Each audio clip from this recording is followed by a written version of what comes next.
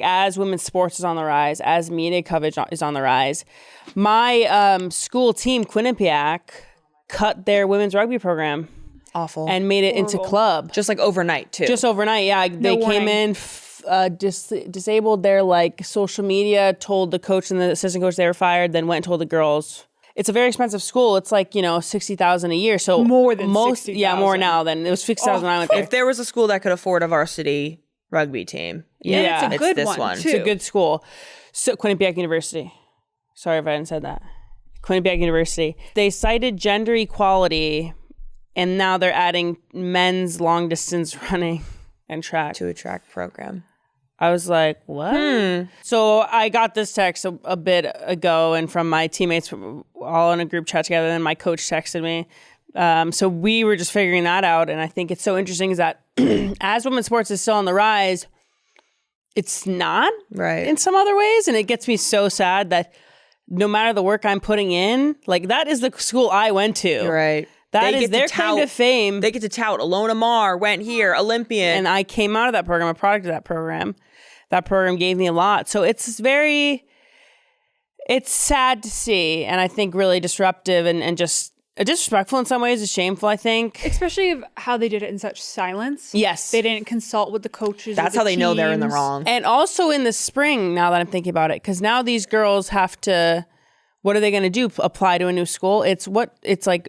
Yeah, how are you going to transfer? It's pretty late. It's late. Oh. These girls went to this school to play rugby, and now their whole rugby's been taken. That's D1 rugby program. D1 rugby program. And it's also, with how they did it in such silence, they didn't even try to save it. Like if it was a money thing, you could have tried to go around and raise some funds for this. It's not a money thing. Yeah. No. So anyway, that's it. Just that made me think about it because we were also at a women's sports bar. So it's like interesting, like women's sports bars are on the rise. Yeah. So happy news. Women's sports bars are on the rise. We went to Untamed Spirits. We really love. Here in LA. There's another one in Long Beach called Watch Me. Mm-hmm. So I love that. I think that's cool. I think it can also now, when we talk to our next guest, or, she'll have something to say on it as a space for queer individuals and just a place to commune and chat. And we were there this weekend. I mean, the owner is a bad influence on us.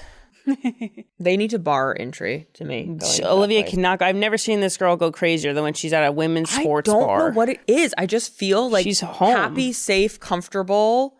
I just feel so like I'm around all women. Like it's so much fun, and I just I take tequila shots like I never have in my life. Takes I shots, don't do dude. shots. She's ripping 3. I'm ripping 3, and I'm like, let me get the lemon pepper wings. Yeah, she's nachos. I'll get the mango margarita and the nachos. It's just an interest. I mean, you're a women's sports fan, being a fan of me in my game. So that's your space. That's your area, that's man. my people. It's my area. It's your safe space. She goes on her own most of the time. I really do. I show starts up. drinking, There's eats a 20 shot wings. ready for me. I joined the beer pong tournament. She joined a beer pong tournament when we were there. Not good. I don't think she was really in it to win it, guys. No. She was in it for the lore. And you come to playing ping pong. Come to. No, but I think it's exciting, and there should be even more of these popping up everywhere. There is a new sports bar on the Upper West Side. It's called the Throwback. I did look it up. Doesn't look like it's just women or gay, but there is a gay flag outside. And so I was like, hey, next to a Knicks flag. You can be both. I've already said that. But I was like, what are we?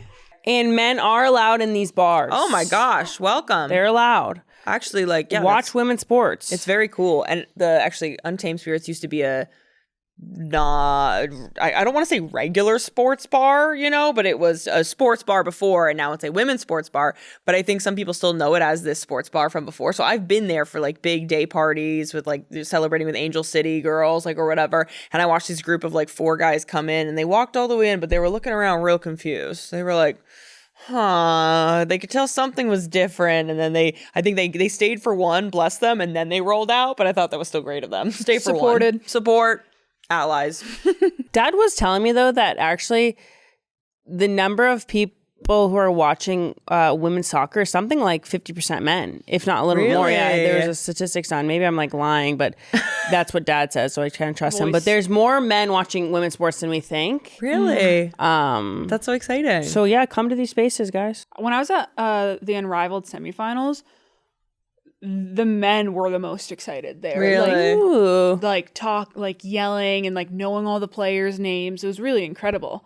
And I was so like, cool. you're a big fan. Well, everyone watches women's sports, and everyone should be checking out and watching our guests this week. Yeah. Let's get into it. Yeah. Let us know if there is a women's sports bar by you, though, in our comments so that we can visit them all over the country if we happen to be there. Thank you.